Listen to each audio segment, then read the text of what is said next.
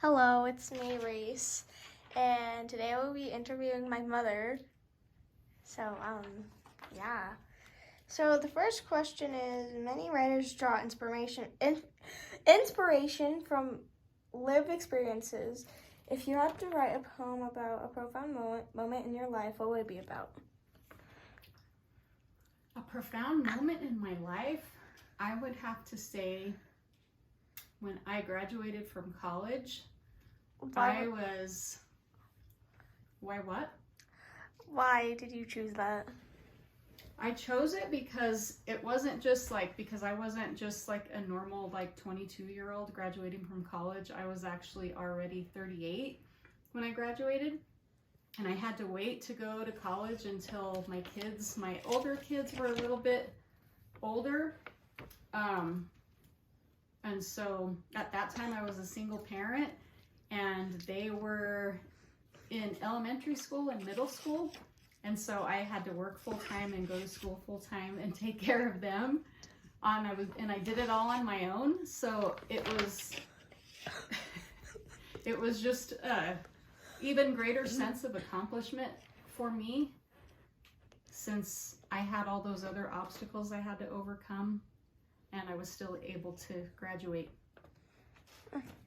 Okay, so the second question is: often writers have a special place they retreat to, somewhere that promotes creativity. Where would you go to center and ground in your writing process? I would have to say somewhere that makes me feel peaceful at the same time, like somewhere kind of quiet, but also surrounded by beautiful scenery. So I would have to say maybe in the mountains or maybe by the ocean, if I could choose where I wanted to be, where it quiets my mind, but at the same time, the surroundings make me feel more creative. Okay. How's that? Good choice. Okay. Okay. Third question. Feelings are all important to the function of literature. Tell me about a time when something you read has given you a strong emotional response. Like a book or? I'm pretty sure anything, but There that's is up to actually one book in particular that I read a long time ago, and it was called Into the Wild. And it was a true story about this kid that he had just graduated from college, and he decided that instead of pursuing a career like all the other college graduates were going to do, that he wanted to go live in the wilderness. And he went on this big backpacking journey and he gave away all his money to charity and decided that he just wanted to live off of the land. And so he just hitchhiked from town to town to town, and he met all these really cool people along the way. And then he actually ended up in Alaska, and he pretty much survived.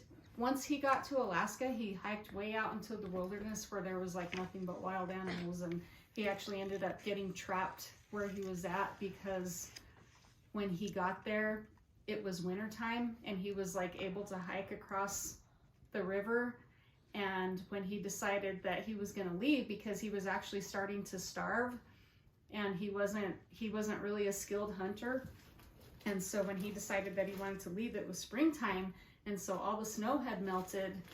And when he went back on the original trail where he came in, he wasn't able to cross that river because it was just too big and it would have just swept him right up. And so he ended up having to go back to the bus. He found this abandoned bus that he was living on, and he went back to the bus, and he ended up, he had this book that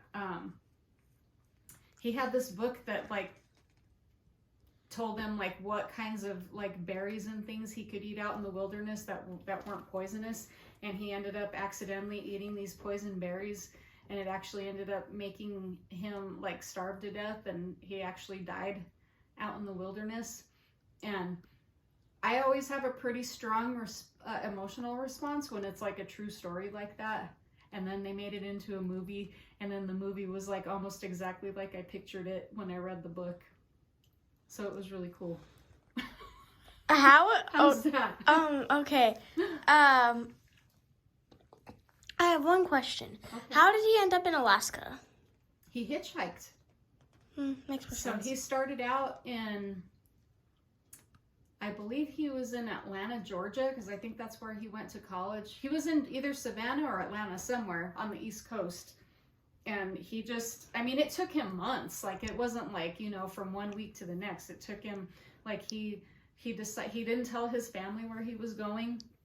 He gave all the money away that he had in savings. He gave it away to charity. And then he like ditched his car because he didn't want anyone to be able to find him. And he even changed his name and was going by a totally different name. And so he just went from town to town to town until eventually he ended up in Alaska. I mean, it took months for him to get where he was going. And he actually, like this old guy that he made friends with, I think this guy was in California, and he like helped him get like gear, like the proper gear to go backpacking. And so like he had this huge backpack and like all this gear and like, you know, shoes and all these things so that way he could survive out in the wilderness for I don't know how long. I don't think he was planning on staying out there forever. I think he just was planning on going for a while, and he just wasn't able to make it back. So that was actually very interesting. Thank you for sharing that. Thanks. And pretty sure this is the last question. Okay. There is no greater agony than bearing an untold story inside you. What does this quote mean to you? Wait, can you repeat that question? I'm sorry. Yeah. There is no greater agony than bearing an untold story inside you. What does that quote mean to you? There's no greater agony. I would say that maybe something that you've always wanted to share about your life and you never had the courage to tell people, but it's like something that you've always like wanted to say and just never felt like you could say it. And so it's like, to me, it's like holding a secret in, I guess. And holding secrets in is hard, and it is kind of like agony. Okay, so it is hard, but sometimes you do have to just keep stuff in, and sometimes it could turn you messed up, I guess. But yeah. Okay. It actually isn't really good to hold stuff in. I guess it depends on what it is, but that's what I would say is agony.